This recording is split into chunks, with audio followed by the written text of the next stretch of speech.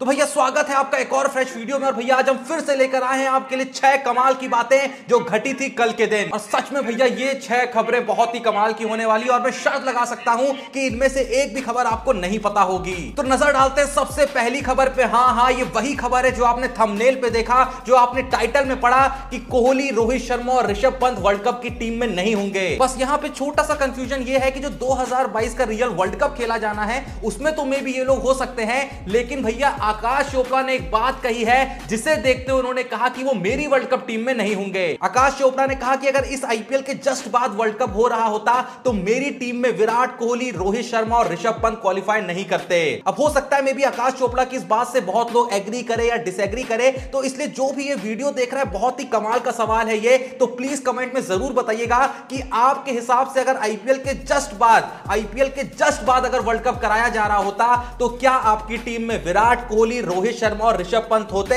और अगर नहीं होते तो इनमें से कौन नहीं होता या कौन होता, कमेंट में जरूर बताइएगा। बाकी अब चलते हैं अपनी दूसरी कमाल की बात की तरफ, जो कि भैया स्टेटमेंट आया है वीरेंद्र सहवाग से एमएस धोनी के ऊपर। तो सहवाग ने यहां पर एक किस्सा शेयर किया 2008 का और बताया कि 2008 में एक वक्त आया था जब मैं लगातार 3-4 वनडे मैच में फ्लॉप हो गया था और मुझे एमएस धोनी ने ड्रॉप कर दिया था। और उन्होंने कहा कि मैं ऐसा बंदा हूं जो बहुत ज्यादा टेंशन लेना नहीं चाहता है, इसलिए मैंने 2008 में ही सोच लिया था कि मैं वनडे क्रिकेट से संन्यास ले लूंगा और सिर्फ टेस्ट क्रिकेट खेलूंगा। लेकिन उस वक्त मुझे सचिन तेंदुलकर ने रोक लिया और कहा कि भैया आराम से टूर खत्म होने दो, घर जाओ, सोचो, विचार करो, उसके बाद ही निर्णय लेना। और उसके बाद मैं घर गया, मैंने बहुत सोचा और अपने संन्यास के फैसले को रोक लिया। लेकिन मैंने सोचा था कि अगर मुझे आने वाले टूर में इस तरीके से ड्रॉप किया गया तो मैं सच में संन्यास ले लूंगा। उन्होंने यह भी कहा कि मैं ये संन्यास किसी गुस्से में नहीं ले रहा था, बस मैं बहुत चिंता नहीं करना चाहता किसी चीज की। तो इसीलिए उस समय सेलेक्टर्स के जो चेयरमैन थे श्रीकांत, उनसे मैंने क्लियर पूछा कि जो आने वाला एशिया कप है, अगर आप मुझे गारंटी दे सकते हैं कि मैं उस सीरीज के हर मैच में खेलूंगा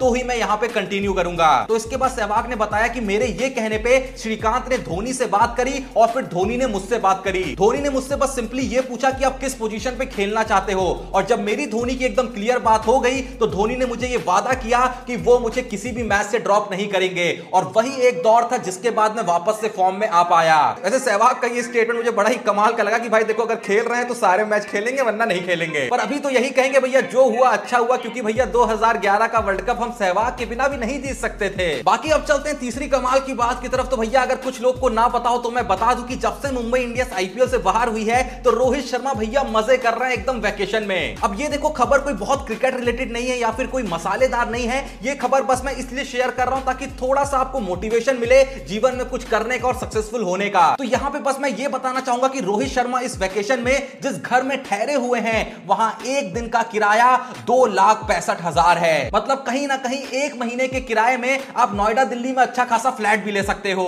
इवन नोएडा क्या, मेरे हिसाब से मुंबई में भी 2 BHK तक फ्लैट ले सकते हो। तो जैसा मैंने कहा कि ये बात मैंने आपको बस इसलिए बताई कि थोड़ा आप भी मोटिवेटेड हो और आने वाले टाइम में कुछ इस प्रकार मेहनत करें कि एक दिन आप भी एक दिन का किराया 2,65,000 भर सकें। तो अब चलते हैं अपनी चौथी खबर की तरफ, जो कि मेरी फेवरेट खबर है, क्योंकि इस बार रवि शास्त्री ने जो बात कही है वो कहीं ना कहीं बहुत ज्यादा सेंस बनाती है। तो रवि शास्त्री ने कहा कि जब से आईपीएल जैसी बहुत ज्यादा लीक्स होने लगी हैं, उसके बाद जब दो टीमों के बीच कोई भी बायलैटरल T20 सीरीज होती है तो उसकी कोई भी अहमियत नहीं रह जाती है। उन्होंने कहा कि जब आईपीएल वगैरह के बाद दो टीमों के बीच कोई T20 सीरीज होती है, चाहे वो 2 मैच की हो, 3 मैच की हो या 5 मैच की हो, किसी को भी फ्यूचर में याद बिल्कुल भी नहीं रहता कि कौन सी टीम ये सीरीज जीती थी, या फिर किसी भी टीम की बड़ाई कहें या फिर किसी भी टीम की गाथा ये कह के नहीं सुनाई जाती है कि भाई इस टीम ने ये T20 बायलैटरल सीरीज जीती थी। कोई भी बायलैटरल टेस्ट सीरीज में कोई जीतता है तो सबको याद रहता है। इवन वनडे सीरीज में भी अगर एक टीम दूसरी टीम को हराती है तो सबको याद रहता है, लेकिन T20 सीरीज को कोई याद नहीं रखता, क्योंकि लोग लीग्स के फॉर्म में इतना T20 क्रिकेट देख रहे होते हैं कि किसी को फर्क नहीं पड़ता कि ये T20 सीरीज में कौन जीता कौन हारा। उन्होंने कहा कि इंटरनेशनल T20 क्रिकेट में मेरे हिसाब से उससे वर्ल्ड कप होना चाहिए और कोई भी सीरीज नहीं होनी चाहिए।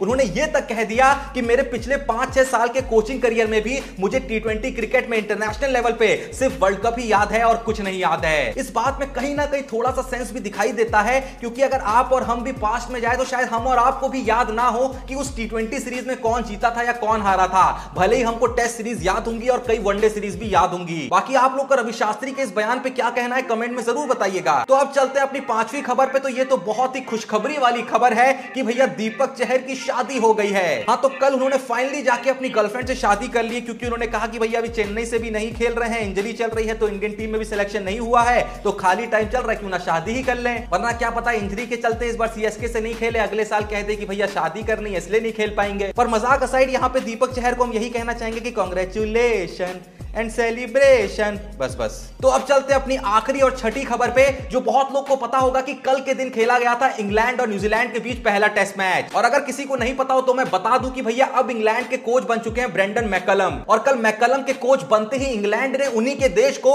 132 पे ऑल आउट कर दिया। पर कमाल की खबर ये नहीं है, कमाल की खबर असल में ये है कि कल के मैच में एक दृश्य आया जिसमें देखा गया कि भैया स्लिप पे 6 प्लेयर खड़े हुए हैं, जिसके बाद से बहुत लोग मैकलम को अप्रिशिएट करने लगे और कहने लगे कि भैया देख के लग रहा है कि इस टीम के कप्तान मैकलम ही हैं। अगर कुछ लोग मेरी बात यहां पे नहीं समझ पा रहे तो मैं एक छोटी सी बैक स्टोरी दे देता हूं कि मैकलम को इंटरनेशनल क्रिकेट में एक बहुत ही अच्छा कैप्टन और कोच माना जाता है। अब यहां पे बहुत ज्यादा लॉजिक लगा के ये मत सोचिएगा कि भैया मैकलम ने केकेआर को आज तक ट्रॉफी क्यों नहीं जिताई, क्योंकि ऐसा कहने के पीछे जो असल रीजन है वो ये है कि मैकलम ही वो प्लेयर थे जिनकी कैप्टेंसी के अंडर न्यूजीलैंड की एक असल ग्रोथ देखी गई थी। बाकी जो भी कहें भैया ये फील्ड देख के मजा तो आ रहा था, पर भैया मजा तो अभी असली देखना बाकी है, क्योंकि अभी हमने यही नहीं देखा कि कौन है आज के क्रिकेट स्टार जिन्होंने भेजा है अपना सवाल हमारे इंस्टाग्राम के द्वारा। तो उनका नाम है फरमान अंसारी, जो पूछते हैं कि मेरा सवाल है क्या भविष्य में एमएस धोनी जैसे कैप्टन विकेट कीपर मिल सकते हैं टीम इंडिया को। तो इस सवाल के जवाब में भैया मैं यही कहना चाहूंगा कि विकेट कीपर कैप्टन मिले या ना मिले, अच्छा कैप्टन इंडिया को मिले यही उम्मीद करते हैं। बाकी अभी तो भैया रोहित शर्मा कप्तान है, एक नंबर है, कोई दिक्कत नहीं है। पर अगर जो भी वीडियो देख रहे हैं उनके मन में कोई दिक्कत है तो बिना कुछ सोचे डिस्क्रिप्शन में लिंक है हमारे इंस्टाग्राम पेज का, अभी जाए वहां पे जाके डीएम करें, जिसका जवाब हम आने वाली वीडियो में आपके नाम को शाउट आउट दे फीचर करेंगे। बाकी इसके अलावा जैसा कि मैंने वीडियो की स्टार्टिंग में बहुत ही बड़ा सवाल पूछा था कि आईपीएल के अगर जस्ट बाद वर्ल्ड कप किया जा रहा होता तो क्या आपकी टीम में विराट कोहली, रोहित शर्मा और ऋषभ पंत होते, और अगर नहीं होते तो कौन होता कौन नहीं होता, सब कुछ कमेंट में जरूर बताइएगा। बाकी जैसा मैं पहले ही बता चुका हूं कि अगर किसी का मूवीज वगैरह में इंटरेस्ट है तो भैया वेट किस चीज का कर रहे हैं, डिस्क्रिप्शन में लिंक है हमारे रिव्यूज वाले चैनल का, अभी जाए उसको सब्सक्राइब करें, जहां पे बहुत फाड़ू कंटेंट आ रहा है और आता रहेगा। जब आपके ट्रेलर देख रहे होंगे तो मैं थिएटर में बैठ के पृथ्वीराज चौहान जी के जीवन पे बनी मूवी देख रहा हूंगा, जिसका रिव्यू भी आज के ही दिन आएगा। इसलिए भैया अगर किसी ने भी उस चैनल को सब्सक्राइब नहीं किया है तो अभी जाके सब्सक्राइब कर लें। बाकी वीडियो पसंद आए तो वीडियो को एक लाइक जरूर दें, और भैया अगर अभी तक आपने इसी चैनल को सब्सक्राइब नहीं करा है तो किस चीज का वेट कर रहे हैं, अभी के अभी चैनल को सब्सक्राइब करें। बाकी मिलते हैं नेक्स्ट वीडियो में, तब तक के लिए जय हिंद।